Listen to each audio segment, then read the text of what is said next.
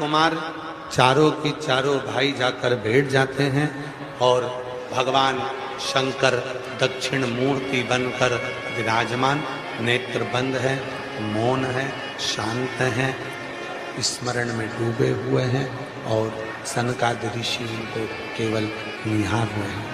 सनकादि ऋषि उनको केवल देख रहे हैं, सनत कुमार केवल उनको देख रहे हैं, सनत कुमार केवल उनको देख रहे हैं, केवल कुछ। शिव पुराण कहती है मान लो, शंकर भगवान की कथा कहती है मान लो, यदि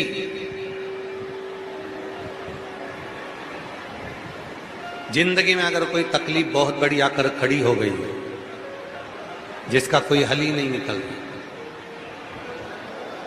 एक बेलपत्री लीजिए, अपनी हाथ की उल्टे हाथ की हथेली पर रख लीजिए, सीधे हाथ की हथेली से बेलपत्री को दबा दीजिए। शिव जी के मंदिर में कुछ देर मौन होकर बैठ जाए, जैसे सनकादि ऋषि बैठे हैं। चारों की चारों भाई सनकादि ऋषि शिव जी के मंदिर में मौन होकर बैठे हैं। एक हाथ से उन्होंने अपने हृदय को भाव से समाहित किया। ना शंकर भगवान कुछ बोले हैं, ना सनकादि ऋषि कुछ बोले, और मन की संशय को मिटाना, मन की परेशानियों को मिटाना। हाथ रख, एक बेलपत्र उल्टे हाथ पर रखकर सीधे हाथ से उसको दबाकर मौन होकर कुछ देर बैठी है। अपने मन में जो समस्या है उसका स्मरण करिए और शिव जी से अपने मन की बात कहकर श्री शिवाय नमस्तुभ्यम कहकर, ओम नमः शिवाय कहकर उस बेलपत्र को अशोक सुंदरी वाली जगह पर समर्पित कर दीजिए। अशोक सुंदरी वाली जगह तो मालूम है ना आपको, समझिए, देखिएगा जरा। ये शिवलिंग है, ये भगवान शंकर का शिवलिंग, ठीक है। ये जलाधारी, जहां पर भगवान शंकर का शिवलिंग रखा है, ये शिवलिंग, ये जलाधारी। जलाधारी में सामने से पानी नीचे गिरता है। ये जल आप यहां चढ़ाओगे तो चारों तरफ घूमने के बाद ये उत्तर दिशा में चला जाए। राइट में गणेश जी का स्थान, लेफ्ट में कार्तिकेय जी का स्थान, बीच में अशोक सुंदरी का स्थान।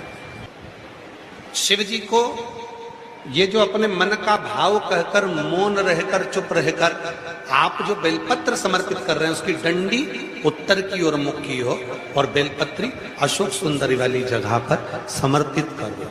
3 या 4 बार आप मौन होकर अपने मन की बात कहकर उल्टे हाथ में बेलपत्र रखकर सीधे हाथ से उसको दबाकर जब हृदय से शिव को अपने मन का भाव कहते हो, 5 या 7 दिन के अंदर उसका हल होना प्रारंभ हो जाता है।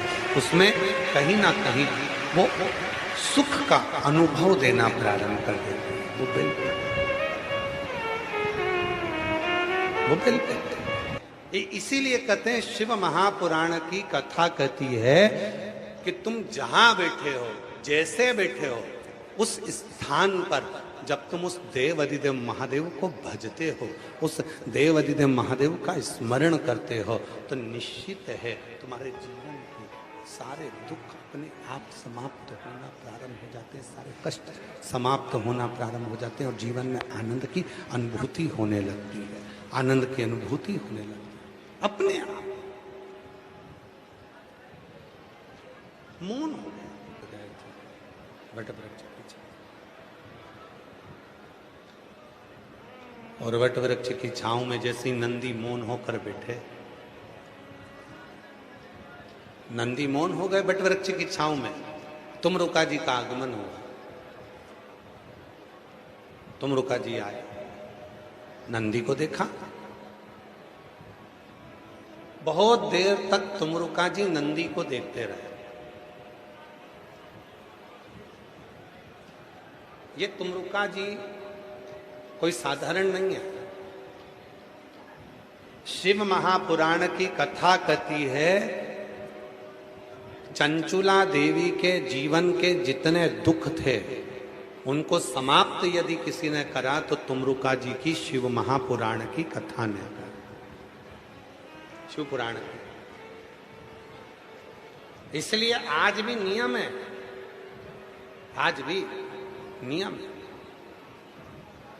जगत की जितनी माताएं, मेरी जितनी जीजियां हैं, जितनी मेरी जीजियां, जितनी मेरी बेटियां हैं, जितनी मेरी माताएं बैठी हैं, जितनी मेरी बुजुर्ग माँ बैठी हैं, जितनी मेरी जीजियां बैठी हैं, जितनी मेरी माताएं बैठी हैं, हम निवेदन करें, अगर जिंदगी में मेरी बेटियों को, मेरी जीजियों को, मेरी माताओं को अगर जीवन में अपने गर्भ से जुड़ी हुई, अपनी उदर से जुड़ी हुई या संतान से जुड़ी हुई कोई भी समस्या तुम्हारे जीवन में अगर आकर खड़ी होती है, तो शिव जी के मंदिर में जाकर जो लोटा भरकर जल लेकर जाते हो, उस जल को थोड़ा थोड़ा कर 7 बार तुम रुकेश्वर महादेव का नाम लेकर चढ़ाना प्रारंभ कर दो और उस जल का आचमन करना प्रारंभ कर दो। उदर से जुड़ी हुई, पेट से जुड़ी हुई, बच्चादानी से जुड़ी हुई, संतान से जुड़ी हुई कैसी भी समस्या हो, वो धीरे धीरे समाप्त हो ही जाती है।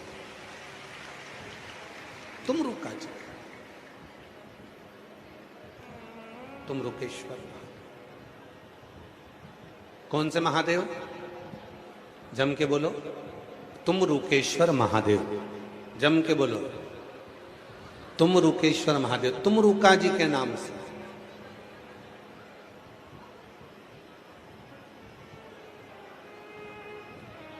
क्यों? भगवान शंकर के परम भक्त हैं तुम रुका जी, जिनके मुख से हर घड़ी, हर क्षण, हर पल शिव नाम निकलता।